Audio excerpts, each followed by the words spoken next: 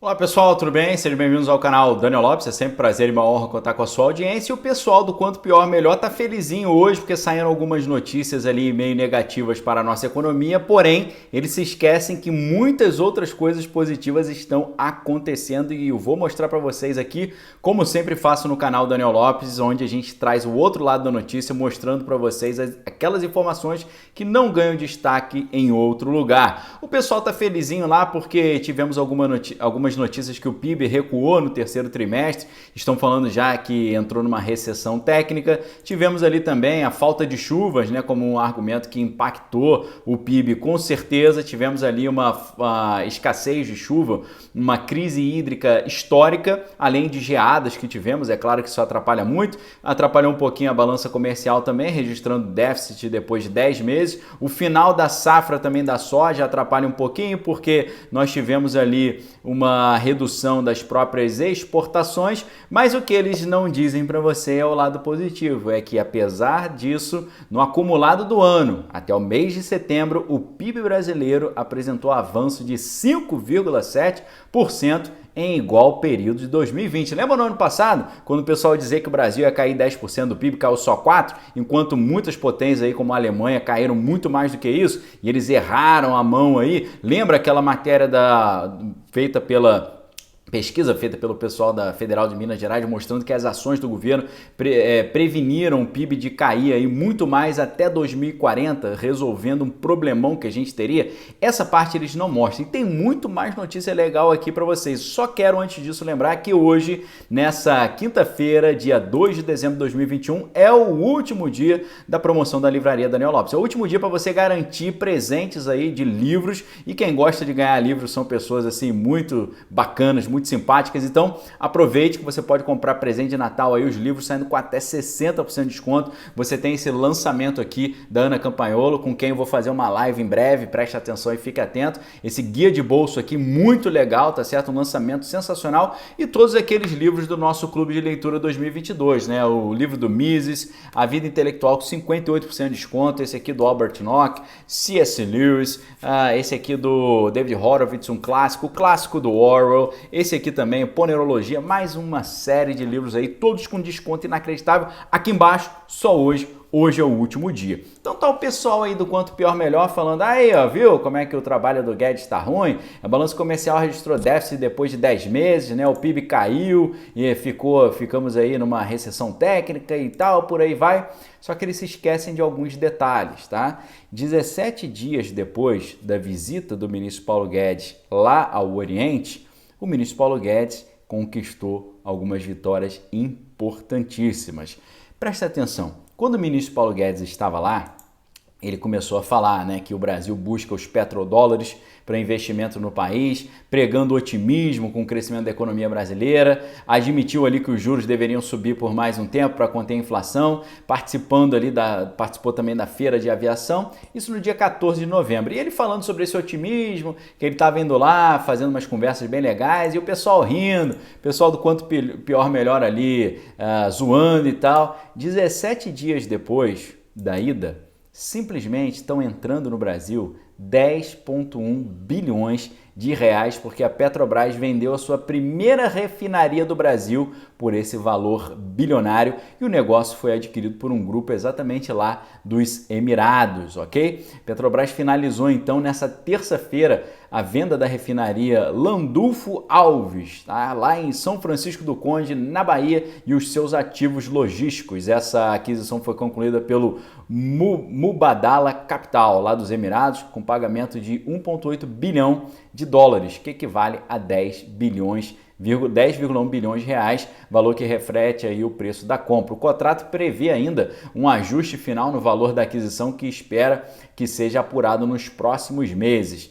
Então, além disso, nenhum funcionário da estatal ali vai perder o seu emprego, nenhum funcionário da Petrobras vai ser demitido por conta dessa transferência, né? Os empregados poderão optar por serem transferidos para outras áreas da empresa ou aderir a um programa de desligamento voluntário com pacote de benefício. Agora, a empresa criada para fazer essa operação assume a partir dessa terça-feira, dia 1º, a gestão lá da refinaria, que passa a ser chamada refinaria de Mataripe. E aí a gente pergunta, Valeu ou não valeu aquela ida?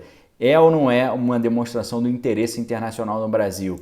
Vejam só como é que o outro lado da história começa a se mostrar. E ao defender as privatizações, o ministro Paulo Guedes estava falando, cadê as estatais americanas? Né? O ministro ele afirmou que o Brasil tem uma espécie de fetiche pelas estatais e vive, né, essa fixação pelas estatais, né? Então, segundo o ministro, né, existe essa fixação que atrapalha o crescimento do Brasil. E ele pergunta, qual é a força dos Estados Unidos? É uma enorme classe média emergente, muita inovação e mercado de trabalho flexível, né? Ele pergunta, cadê as empresas de petróleo deles, de mineração? Cadê o correspondente da Petrobras, da Vale? Cadê isso lá? Não tem, né? Então, ele também disse que propôs ao presidente a criação do Ministério do Patrimônio da União para gerir as estatais, imóveis e recebíveis. Ele falou, o Estado tem 4 trilhões.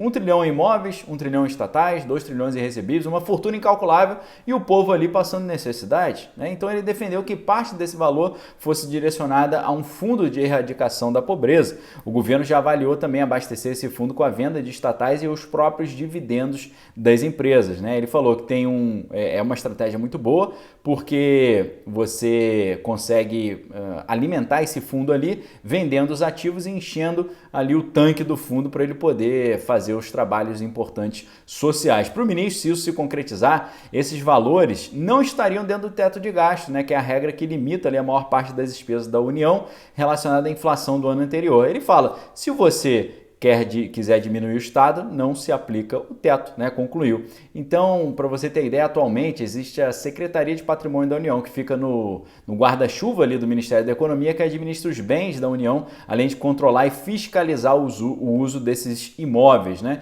No mesmo discurso, o ministro da Economia informou que as estatais registraram um lucro de 135 bilhões entre janeiro e setembro desse ano. Sem falar que, para tristeza do pessoal do Quanto Pior Melhor, o Brasil registrou mais de 2 milhões de empregos durante a crise sanitária. As vagas ocupadas saltaram de 38,9 milhões para 41,2 milhões, segundo o Ministério do Trabalho. É ou não é um resultado aí muito interessante? Quando você olha o gráfico da evolução dos empregos durante a crise sanitária no Brasil, o gráfico está quase vertical, assim, uma subida muito considerável, o que é uma vitória para todos os brasileiros aí de bem, né, que querem o melhor do Brasil e que sabem que isso aqui é uma estratégia que está sendo feita realmente para minar todos os avanços brasileiros. Veja que quando o Brasil estava chegando ao ano de 2022, o governo chegando ao ano de 2022 com bilhões de reais sobrando para fazer as importantes obras sociais e de infraestrutura necessárias, de repente jogaram no colo do governo 30 anos de precatórios ali de uma forma que não ia sobrar dinheiro nenhum para fazer nenhum tipo de obra e ia até faltar dinheiro.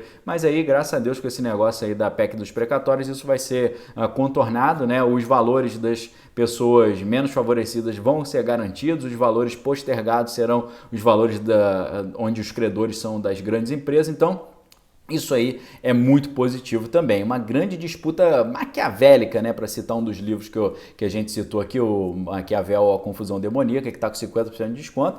Então, é um negócio bem maquiavélico. Mas a construção, por exemplo, foi o setor que apresentou maior geração de emprego durante a crise sanitária, 17%. Olha que maravilha! O agronegócio apareceu na segunda posição, com expansão de 12,5%, seguido pela indústria, com 7,1%, comércio, 5,1%, serviços, 4,2%.